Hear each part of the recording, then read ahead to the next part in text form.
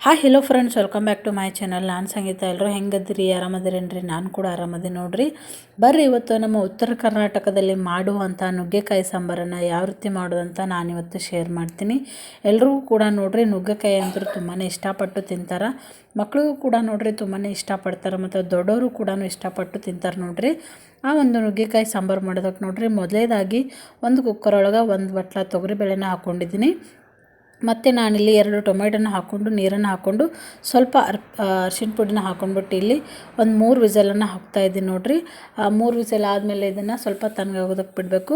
ಆಮೇಲೆ ನೋಡ್ರಿ ಆಲ್ರೆಡಿ ನಾನಿಲ್ಲಿ ನುಗ್ಗೆಕಾಯಿನ ಕಟ್ ಮಾಡಿ ಇಟ್ಕೊಂಡಿದ್ದೀನಿ. ನೀವು ನಮಗೆ ಒಬ್ಬರು ತಂದು ಕೊಟ್ಟರು ನೋಡ್ರಿ, ತುಂಬಾ ಫ್ರೆಶ್ ಆಗಿರುವಂಥ ನುಗ್ಗೆಕಾಯಿ ಇದ್ದು. ಇದನ್ನು ಇವಾಗ ನಾನು ಒಂದು 5 ನಿಮಿಷ ಇದನ್ನು ಬೇಯಿಸ್ಕೊಳಕತ್ತೀನಿ. ಅಂದ್ರೆ ಸಾಂಬಾರೊಳಗೆ ಬೇಯಿಸ್ಕೊಳ್ಳೋದು ಅಷ್ಟೊಂದೇನು ಇರಂಗಿಲ್ಲ ನೋಡ್ರಿ. ಈ ರೀತಿ ನಾವು ಬೇಯಿಸ್ಕೊಂಡು ಮಾಡೋದ್ರಿಂದ ಕ್ವಿಕ್ಕಾಗಿ ನಾವು ಸಾಂಬಾರನ್ನ ಮಾಡ್ಕೋಬಹುದು. ಇಲ್ಲಾಂದ್ರೆ ಒಗ್ಗರಣೆ ಒಳಗೂ ಕೂಡ ನಾವು ಹಾಕೋಬೋದು, ಅದರೊಳಗೆ ಸ್ವಲ್ಪ ಟೈಮ್ ಹಿಡಿತದೆ. ಈ ರೀತಿ ಒಂದು 5 ನಿಮಿಷ ನಾವು ಅದನ್ನು ಬೇಯಿಸ್ಕೊಂಡು ಹಾಕೊಂಡ್ರೆ ಟೈಮ್ ಕೂಡ ಸೇವ್ ಆಗುತ್ತೆ ನೋಡ್ರಿ. ಇವಾಗ ಬೇಳೆ ನೋಡ್ರಿ ಆಲ್ರೆಡಿ ಕುದ್ದದನ್ನು ಇವಾಗ ಸ್ಮ್ಯಾಶ್ ಮಾಡ್ಕೊಳಕತ್ತೀನಿ. ನೋಡತ್ತಿರಲ್ಲ, ಈ ರೀತಿ ಬೇಳೆ ಪರ್ಫೆಕ್ಟಾಗಿ ಕುಕ್ ಆಗ್ಯದ. ಇವಾಗ ಒಂದು ಪಾತ್ರೆನ ಇಟ್ಬಿಟ್ಟು 1-2 ಟೇಬಲ್ ಸ್ಪೂನಷ್ಟು ಎಣ್ಣೆನ ಹಾಕ್ಕೊಂಡಿದ್ದೀನಿ. ಎಣ್ಣೆ ಕಾದ್ಮೇಲೆ ಜೀರಿಗೆ, ಸಾಸಿವೆ ಮತ್ತು ಬೆಳ್ಳುಳ್ಳಿನ ಹಾಕ್ಕೊಂಡು ಫ್ರೈ ಮಾಡತ್ತೀನಿ ನೋಡ್ರಿ. ಬೆಳ್ಳುಳ್ಳಿ ಫ್ರೈ ಆದಮೇಲೆ ಇವಾಗ ಕೊತ್ತಂಬರಿ ಕೂಡ ಕರಿಬೇವನ್ನು ಕೂಡ ಹಾಕ್ಕೊಂಡಿದ್ದೀನಿ. ಕರಿಬೇವು ಫ್ರೈ ಆದಮೇಲೆ ಬೇಳೆ ಏನು ಇಟ್ಕೊಂಡಿದ್ದೀನಲ್ಲ ಆ ಬೇಳೆ ಕೂಡ ಹಾಕ್ಕೊಂಡು ಇವಾಗ ಮಿಕ್ಸ್ ಮಾಡ್ಕೊಳಕತ್ತೀನಿ ನೋಡ್ರಿ.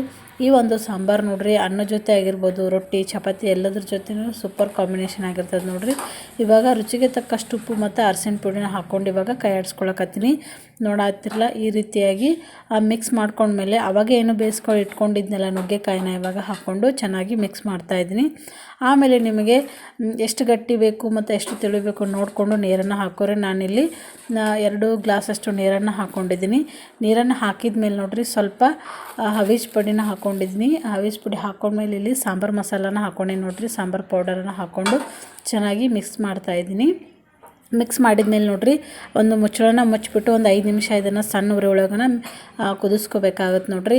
ಯಾವುದೇ ಒಂದು ಸಾಂಬಾರಾದ್ರೂ ನೋಡ್ರಿ ನಾವು ಸಣ್ಣ ಉರಿ ಒಳಗೆ ಕುದಿಸ್ಕೊಳ್ಳೋದ್ರಿಂದ ತುಂಬಾ ಟೇಸ್ಟು ಚೆನ್ನಾಗಿರ್ತದೆ ನೋಡ್ರಿ. ಇವಾಗ ಒಂದು 5 ನಿಮಿಷ ಆದಮೇಲೆ ಅದನ್ನು ಕೈ ಆಡಿಸ್ಬಿಟ್ಟು ಮತ್ತೆ ಒಂದು ಮುಚ್ಚಳನ ಮುಚ್ಚಿಬಿಟ್ಟು ಒಂದು 10 ನಿಮಿಷ ಇದನ್ನು ಚೆನ್ನಾಗಿ ಕುದಿಸ್ತಾ ಇದ್ದೀನಿ. ನೋಡತ್ತಿರಲ್ಲ, ಈ ರೀತಿ ಪರ್ಫೆಕ್ಟಾಗಿ ಕುದ್ರೆ ನೋಡ್ರಿ ಸಾರು ತುಂಬಾ ಚೆನ್ನಾಗಾಗುತ್ತೆ. ನೋಡತ್ತಿರಲ್ಲ, ಈ ರೀತಿಯಾಗಿ ಕುದಿಬೇಕು ಅದನ್ನು.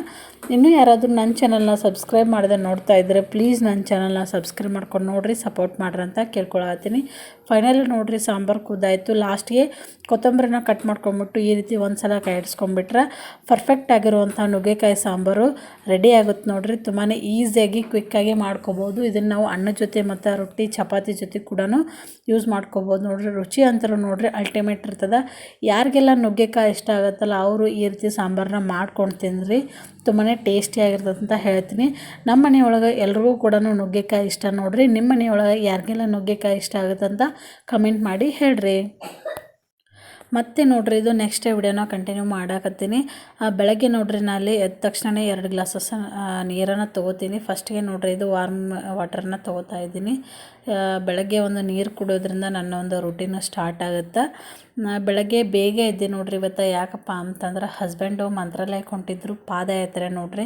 ಅಂದ್ರೆ ನಮ್ಮ ಆಲ್ಮಟ್ಟಿಯಿಂದ ಮಂತ್ರಾಲಯಕ್ಕೂ ನಡ್ಕೋತಾನೆ ಹೋಗ್ತಾರವ್ರು. ಇದು ಅವ್ರದ್ದು 4ನೇ ವರ್ಷದ ಪಾದಯಾತ್ರೆ ನೋಡ್ರಿ. ವರ್ಷ ಕೂಡ ಅವರು ಹೋಗ್ತಾರೆ. ಎಲ್ಲ ಕೂಡ ರೆಡಿ ಆಗಿತ್ತು ನೋಡ್ರಿ. ಬ್ಯಾಗ್ ಅದೆಲ್ಲ ಕೂಡ ರೆಡಿ ಮಾಡಿ ಇಟ್ಕೊಂಡಿದ್ರು. ನಂದೇನು ಸ್ನಾನದ ಆಗಿದ್ದಿಲ್ಲ ನೋಡ್ರಿ. ನೀರದು ಕುಡಿದ್ಬಿಟ್ಟು ಸ್ನಾನ ಮಾಡ್ಕೋಬೇಕಂತ ಅಂದ್ಕೊಂಡೆ. ಅವರು ಆಲ್ರೆಡಿ ರೆಡಿ ಆಗಿದ್ದರು. ಇವಾಗೇನು ಹೋಗ್ಬೇಕನ್ನೋ ಒಳಗೆ ನಾನು ವಿಡಿಯೋನ ಮಾಡಿಕೊಂಡೆ. ಪ್ರತಿ ವರ್ಷ ಕೂಡ ಹೋಗ್ತಾರೆ ನೋಡ್ರಿ. ಒಂಥರ ಖುಷಿ. ಇಲ್ಲಿಂದ ಎಷ್ಟೋ ಜನ ಹೋಗ್ತಾರೆ. ಮುಂದಿನ ವಿಡಿಯೋದೊಳಗೆ ಶೇರ್ ಮಾಡ್ತೀನಿ ನಾನು ಕೂಡ ನೋಡ್ರಿ ಮನೆಯೊಳಗೆ ಇವಾಗ ಸ್ನಾನ ಅದು ಮಾಡಿಕೊಂಡು ಬೇಗ ಬೇಗ ರೆಡಿಯಾಗಿ ಇವಾಗ ಹೋಗಬೇಕು. ಎಲ್ಲಿಗೆ ಹೋಗ್ಬೇಕಪ್ಪ ಅಂತಂದ್ರೆ ಯಲ್ಬುರ್ಗಕ್ಕೆ ಹೋಗ್ಬೇಕು ನೋಡ್ರಿ. ಯಲ್ಬುರ್ಗಿಂದ ಸ್ಟಾರ್ಟ್ ಮಾಡ್ತಾರೆ. ಅದೇ ರೀತಿ ನನ್ನ ಮಗ ಹುಟ್ಟಿದ್ರ ಸಂಬಂಧದಲ್ಲಿ ಪೇಡೆ ಕೊಡಬೇಕಂತ ನಾವು ಬೇಡ್ಕೊಂಡಿದ್ವಿ. ನಾವು ಬೇಡ್ಕೊಂಡಿದ್ದಲ್ಲ, ಅದು ಯಾರು ಬೇಡ್ಕೊಂಡಿದ್ದು ಏನಂಥೇಳಿ ನಾನು ನಿಮ್ಗೆ ನೆಕ್ಸ್ಟ್ ಹೇಳ್ತೀನಿ ನೋಡ್ರಿ. ಮಂತ್ರಾಲಯಕ್ಕೆ ಹೋಗುವಂಥ ಪಾದಯಾತ್ರೆಗಳಿಗೆ ಪೇಡೆದೆಲ್ಲನೂ ಕೊಡ್ಬೇಕು ನೋಡ್ರಿ. ಹಾಗಾಗಿ ನಾನು ಕೂಡ ಹೋಗಬೇಕು. ನೋಡತ್ತಿರಲಿ ಇವಾಗ 6 ಗಂಟೆ ಆಗ್ಯದ. ಫೈನಲ್ ಇವಾಗ ಅವರು ಮನೆಯಿಂದ ಹೊಂಟಾರ ನೋಡ್ರಿ 6 ಗಂಟೆಗೆ. 5 ಡೇಸ್ ಜರ್ನಿ ಮಾಡ್ತಾರೆ ನೋಡ್ರಿ ಅವರು. 5 ದಿನ ಕೂಡ ನಡ್ಕೊತ ಹೋಗ್ತಾರೆ. ತುಂಬಾ ಚೆನ್ನಾಗಿರುತ್ತೆ ನೋಡ್ರಿ ಪಾದಯಾತ್ರೆ. ಆ ಪಾದಯಾತ್ರೆ ಜರ್ನಿ ಯಾವ ರೀತಿ ಇರ್ತದೆ ಅಂಥೇಳಿ ನಾನು ನಿಮ್ಮ ಜೊತೆ ಶೇರ್ ಮಾಡ್ತೀನಿ. ಯಾರೆಲ್ಲ ಈ ರೀತಿ ಪಾದಯಾತ್ರೆ ಹೋಗಿರ ಅನ್ನೋದನ್ನು ಕಮೆಂಟ್ ಮಾಡಿ ಹೇಳ್ರಿ. ತುಂಬಾ ಎಂಜಾಯ್ ಮಾಡ್ತಾ ಹೋಗ್ತಾರೆ ನೋಡ್ರಿ. ಒಂಥರ ಖುಷಿ ಅನಿಸುತ್ತೆ ಈ ರೀತಿ ಹೋಗೋದು. ಬರ್ರಿ ಇವಾಗ ನಮ್ಮ ಯಜಮಾನ್ರು ಹೊಂಟ್ರ. ಎಲ್ಲರೂ ಕೂಡ ವಿಶ್ ಮಾಡಿರಿ ಅವರೊಂದು ಜರ್ನಿ ಹ್ಯಾಪಿಯಾಗಿ ಮತ್ತು ಸೇಫ್ ಆಗಿರಲಿ ಅಂಥೇಳಿ. 6 ಗಂಟೆ ಆಗ್ಯದ ನೋಡ್ರಿ ಅವರು ಮನೆಯಿಂದ ಹೊರಟ್ರಿ. ಇವಾಗ ನಾನು ಕೂಡ ಬೇಗ ಬೇಗನೆ ಸ್ನಾನ ಅದೆಲ್ಲ ಮಾಡ್ಕೊಂಡು ಇವಾಗ ಮಕ್ಕಳನ್ನೆಲ್ಲನೂ ಸ್ಕೂಲಿಗೆ ಕಳಿಸ್ಬಿಟ್ಟು ನಾನು ಕೂಡ ಇವಾಗ ಯಲಬುರ್ಗಕ್ಕೆ ಹೋಗಬೇಕು. ಅಲ್ಲಿ ಹೋದ್ಮೇಲೆ ನಾನು ವಿಡಿಯೋನ ಕಂಟಿನ್ಯೂ ಮಾಡ್ತೀನಿ ನೋಡ್ರಿ. ಈ ವಿಡಿಯೋನ ಇಲ್ಲಿಗೆ ಎಂಡ್ ಮಾಡ್ತಾಯಿದ್ದೀನಿ ಸ್ನೇಹಿತರೆ. ನನ್ನ ಮಗ ಆಲ್ರೆಡಿ ಎದ್ದಿದ್ದ ನೋಡ್ರಿ. ಅವ ಅಂತೂ ಬೆಳಗ್ಗೆ 5 ಗಂಟೆಗೆ ಎದ್ಬಿಡ್ತಾನೆ. ಅವರಪ್ಪ ಮುಖ ನೋಡೋಲಾಗಿದ್ದ. ಈ ಕಡೆ ನೋಡಿ ಫೋಟೋ ಕಡೆ ಅಂತ ಹೇಳತ್ತಿದ್ರು ಅವರು. ಅದಕ್ಕೆ ಆ ಕಡೆ ಹೊಳಕ್ಸಾಕತ್ತಿದ್ರು, ಬಟ್ ಹೊಳ್ಳೆ ಇಲ್ಲ. ಅವರು ಕೂಡ ನೋಡ್ರಿ ಹೊರಟ್ರಿ ಇವಾಗ ಮನೆಯಿಂದ. ನಾನು ಕೂಡ ಇವಾಗ ಯಲಬುರ್ಗ ಹೊಂಟೀನಿ. ಅಲ್ಲಿ ಹೋದ್ಮೇಲೆ ವಿಡಿಯೋನ ಮತ್ತೆ ಕಂಟಿನ್ಯೂ ಮಾಡ್ತೀನಿ ಸ್ನೇಹಿತರೆ. ಈ ವಿಡಿಯೋನ ಇಲ್ಲಿಗೆ ಎಂಡ್ ಮಾಡ್ತಾಯಿದ್ದೀನಿ. ಈ ವಿಡಿಯೋ ಇಷ್ಟ ಆಗಿದ್ರೆ ಲೈಕ್ ಮಾಡಿ, ಶೇರ್ ಮಾಡಿ, ಕಮೆಂಟ್ ಮಾಡಿ ಮತ್ತು ಸಬ್ಸ್ಕ್ರೈಬ್ ಮಾಡೋದನ್ನು ಮರಿಬೇಡ್ರಿ ಅಂತ ಕೇಳ್ಕೊಳತ್ತೀನಿ. ನಮ್ಮಂಥ ಸಣ್ಣ ಪುಟ್ಟ ಯೂಟ್ಯೂಬರ್ಸ್ನ ಸಪೋರ್ಟ್ ಮಾಡಿರಿ.